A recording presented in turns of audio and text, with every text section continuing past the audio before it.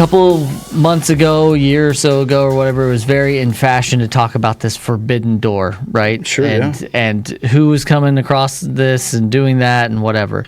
Well, how about a TNA match in an ACW? We've already seen NWA belts on the line. We've seen TNA championships being, they've been very open with many companies, which is another reason why ACW is so great, because you just never know who's going to walk in that door.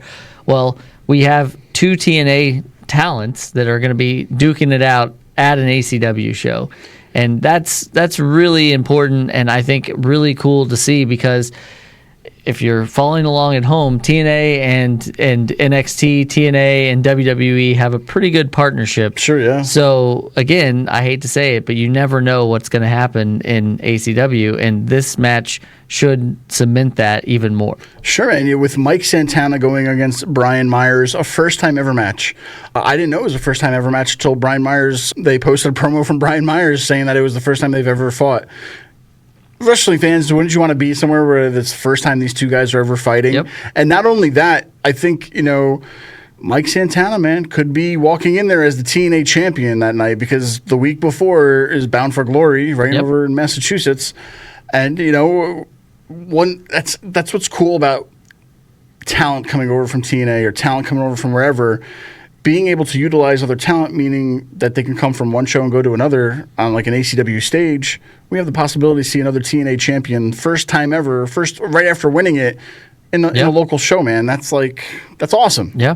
So anything could happen, obviously, right? We don't know what's going to happen, but the writing's on the wall, maybe. I don't know. I mean, but also, if you look at the PWI 500, in which we were, I forget what number it was, but wrestling probably number one. It's no big deal. But my point is that with a Mike Santana, with a Brian Myers, every one of these people are in contention to be in the conversation of best going right now. Mike Santana arguably doing his greatest work right now on his best run that he's had during his career. Completely reinvented himself. Incredible. And Brian Myers as well. Like, we are a little spoiled because we saw him as the Major Brothers and all that stuff, but it could be also said that he's in his prime right now as well. And Cardona's going to be there, so I'm not saying there's going to be any shenanigans, but you've got a potential Myers and Cardona. Who knows what's going to happen with that. But I just want to say that, this sort of match is one of the reasons why I really enjoy wrestling, and especially independent wrestling, because sometimes, and I know we've covered it before, Steve, you can watch a match and you can kind of say, I think that person's going to win, or I think that person's going to win.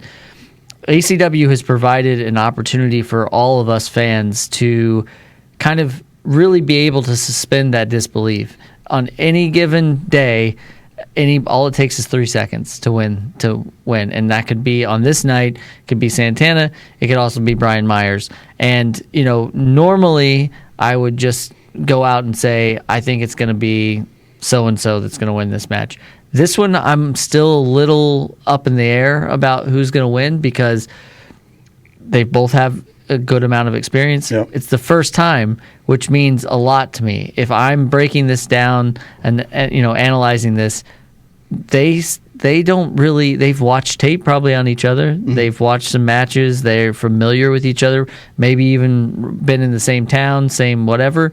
But I just don't know how their styles are going to, combine, and how, I don't think there's going to be a styles clash, but I'm just wondering who is going to have the upper hand in this match. It's not clear to me. It's not like one of them's 6'12" and one of them's, So let's play this little game of, what if Santana walks in October 18th as the new TNA champion?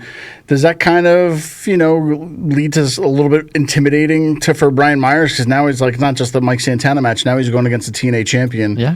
It's kind of got to, now he's got to step it up even more, right? Yeah. So it's kind of is either going to help elevate Brian that night to now know that he's going against the TNA champion, because if he gets a win over the TNA champion, maybe that could also parlay over to TNA to where now Brian Myers could fight Santana for the TNA championship. Put it in my hand, but implications, like that's the word. So this match has implications, not only for TNA, not only for Queens or the Bronx, because it's a little borough battle too. They're from New York, but guys. It has implications for ACW. All these people they're coming in, maybe a TNA champion or whatever. But do you think for 1 second that none of these people are eyeing that ACW championship? Nope. They all want to add that hardware to their trophy case.